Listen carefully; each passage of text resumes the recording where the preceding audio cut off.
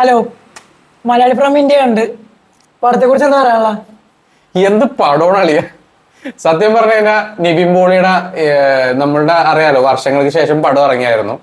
അപ്പൊ അതില് ശരിക്കും പെർഫോം ചെയ്തേക്കുന്നത് നിവിൻ പോളി മാത്രമാണ്. അതില് നിവിൻ പോളിയുടെ കുറെ കോമഡിയും കാര്യങ്ങളൊക്കെ കണ്ടപ്പോ നിവിൻ പോളി ഒരു കംബാക്ക് ആയിരിക്കും എന്നുള്ള വിചാരത്തിലിരിക്കണായിരുന്നു. പിന്നെ ഈ പറഞ്ഞ മലയാളി ഫ്രം ഇന്ത്യ എന്നുള്ള ഫിലിമിന്റെ കുറെ പ്രൊമോഷൻ വീഡിയോയും അതിന്റെ ഒരു എന്താ പറയാ, നമ്മളെ ഒരു ട്രെയിലറൊക്കെ കണ്ടായിരുന്നു. ട്രെയിലറൊക്കെ കണ്ടപ്പോ നമ്മൾ വിചാരിച്ചു, ഇതിൽ നമ്മളെ നിവിൻ പോളി ഒന്ന് സെറ്റപ്പ് ആക്കും, അതായത് നമ്മളൊന്ന് ചിരിപ്പിച്ചാണ്ട് തിമിർപ്പിക്കും എന്നുള്ള രീതിയിൽ നിന്നയിച്ചാണ്.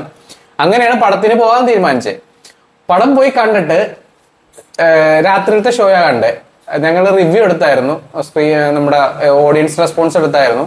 അപ്പൊ വലിയ വേദമില്ലാത്ത ഒരു സംഭവം കിട്ടിയ കാരണം അന്ന് നമുക്ക് നൈറ്റ് ഷോക്ക് പോകാന്നുള്ള രീതിയിൽ രാത്രി പടത്തിന് ടിക്കറ്റ് എടുത്തു. ഞങ്ങൾ പോയിട്ട് ഞാൻ ഇവിടെ തോളത്ത് കാര്യം കിടന്ന് ഉറങ്ങണായിരുന്നു. ഉള്ളത് പറയാലോ, എല്ലാരും ഉറക്കം വരുന്നു. അതായത് ശരിക്കും പറഞ്ഞു കഴിഞ്ഞാൽ തൊട്ടപ്പുറത്തിരിക്കുന്ന ഏർക്കെട്ടന്റെ കൂർക്കമ്മലി കേട്ടിട്ടാണ് ഞാൻ എഴുന്നേറ്റതായി. പടത്തില് പിന്നെ ഒന്ന് എഴുന്നേറ്റിരുന്ന് എന്തെങ്കിലും റിവ്യൂ പറയണമല്ലോ എന്നുള്ള രീതിയിൽ എഴുന്നേറ്റിരുന്ന് പടം കണ്ടത് തന്നെ പുള്ളിയുടെ ആ കൂർക്കമ്മലി കേട്ട് എഴുന്നേറ്റപ്പോഴാണ്. ഇവൻ നല്ലോണം ഇരുന്ന് പടം കാണുന്നുണ്ടായി. നിനക്ക് എന്ത് പറയാനുണ്ട്? നല്ല പൊട്ടപ്പടം. കുറെ കാര്യങ്ങൾ കൊണ്ടുവരാൻ ശ്രമിച്ചിട്ടുണ്ട്, പക്ഷെ ഒന്നും അങ്ങോട്ട് ഏറ്റിട്ടില്ല.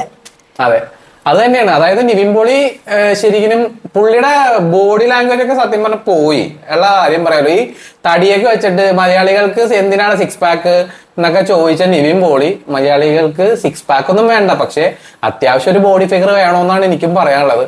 അതൊക്കെ വെച്ച് കാണിച്ചിട്ടൊക്കെ ഇല്ലേ ഒന്നങ്ങടെ ഒന്ന് ഏക്കണല്ല. അതേപോലെ ധ്യാൻ, എന്തിനാണ് ധ്യാൻ ഞാൻ ഒരു കാര്യം പറയട്ടെ.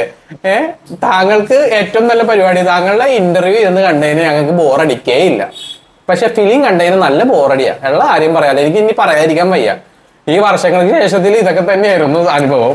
അതേപോലെ തന്നെ ഇതിലും ധ്യാന്റെ ഒരു കോംബോ ഒക്കെ, ശരിക്കും ധ്യാനും നിവിൻ പോളിയുള്ള കോംബോ എന്നൊക്കെ പറഞ്ഞപ്പോ ഞങ്ങൾ അതായത് അല്ല കോംബോ എന്ന് പറഞ്ഞപ്പോ എന്റെ മനസ്സിൽ ആദ്യമേ ധ്യാൻ ഇത്രയും ഇന്റർവ്യൂസിലൊക്കെ ഇമാതിരി സാധനങ്ങൾ വിട്ട് ഇടുന്ന ആൾക്കാരാണ്. അപ്പൊ എന്തായാലും ഈ ഒരു കോംബോ ഒക്കെ വരുമ്പോ എന്തായാലും തകർക്കോ എന്നുള്ള നിലയിലായിരുന്നു. പക്ഷെ ഒന്നും വർക്കൗട്ട് ആയില്ല ഉള്ള കാര്യം പറയാലോ. നല്ല രീതിയിലുള്ള ഒരു ഉറക്കം സമ്മാനിച്ചു എന്നല്ലാതെ ഈ പടത്തിൽ പ്രത്യേകിച്ച് ഒന്നുമില്ല. പിന്നെ പടത്തിലൊരു മെസ്സേജ് തരാൻ നോക്കുന്നുണ്ട്. ആ ഒരു മെസ്സേജ് കുറെ പേരിലേക്ക് കിട്ടിയിട്ടുണ്ട്. കുറച്ച് ഒരു 100% ഒരു 20% പേർക്ക് ഈ ഒരു മെസ്സേജ് വർക്കൗട്ട് ആകും, അല്ലാതെ 80% പേർക്ക് ഈ പടം വെറും ഫ്ലോപ്പാ. കുറെ കഥകൾ ഇതിലേക്ക് കയറ്റി വെച്ചിട്ടുണ്ട്. അതായത് ആട് ജീവിതം, കൊറോണയുടെ കുറെ സീൻസ് ഒക്കെ ഇതിൽ കയറ്റി വെച്ചിട്ടുണ്ട്. 2017 വെള്ളപ്പൊക്കം ഒഴിച്ച് ബാക്കി എല്ലാം ഉണ്ട്. അതെ, അതും കൂടി വെച്ചിരുന്നെങ്കിൽ നമുക്ക് ഒരു നമ്മുടെ ഇവിടുത്തെ പ്രശ്നങ്ങൾ മൊത്തം അതിൽ വന്നാണ്. എനിക്ക് ഇത് കണ്ടപ്പോ തോന്നി എന്താന്ന് വെച്ചാല് കുറെ കഥകളുണ്ട്, പക്ഷെ എല്ലാ കഥകളും ഒരു അവസാനം ഇല്ലാതെ പോകണം. കാരണം ശരിക്കും കാണിച്ചു പോകണം, പക്ഷെ ഒരു എൻഡില്ല.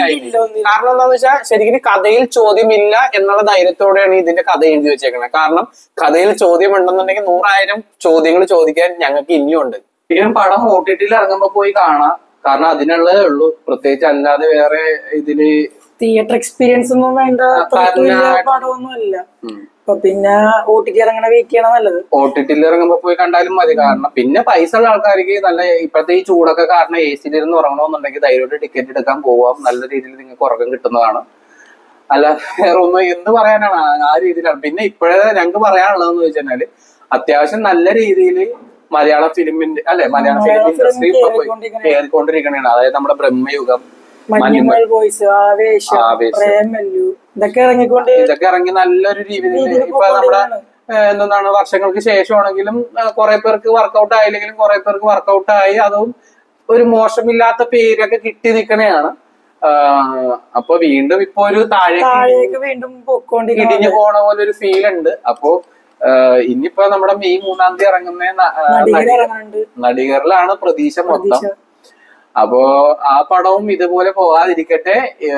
മലയാള ഫിലിം ആ ഒരു കയറ്റത്തിൽ തന്നെ ആ ഒരു ഗ്രാഫ് കയറിപ്പോട്ടെ, താഴേക്ക് വരാതിരിക്കട്ടെ എന്ന് ആശംസിക്കുന്നു. നിങ്ങളുടെ റിവ്യൂ ജെന്യുവിൻ ആണെന്ന് തോന്നുന്നുണ്ടെങ്കിൽ നടികരിന്റെ റിവ്യൂ നിങ്ങൾക്ക് അറിയാനായിട്ട് ഈ ചാനൽ സബ്സ്ക്രൈബ് ചെയ്യാത്ത ആരെങ്കിലും ഉണ്ടെങ്കിൽ സബ്സ്ക്രൈബ് ചെയ്തേക്കാം. ഈ വീഡിയോ ഇഷ്ടപ്പെട്ട ലൈക്ക് ചെയ്യാം. അതേപോലെ തന്നെ ഈ മൂവി കണ്ടിട്ട് നിങ്ങൾക്ക് എന്താ ഫീൽ ചെയ്തെന്നുള്ളത് ഒന്ന് കമന്റ് ബോക്സിൽ ഒന്ന് നോട്ട് ചെയ്തേക്കാം. പിന്നെ ഈ മൂവി കാണാത്ത ആരെങ്കിലും ഉണ്ടെങ്കിൽ, കാണാൻ പോകുന്നുണ്ടെങ്കിൽ അതും കമന്റ് ചെയ്തേക്കാം.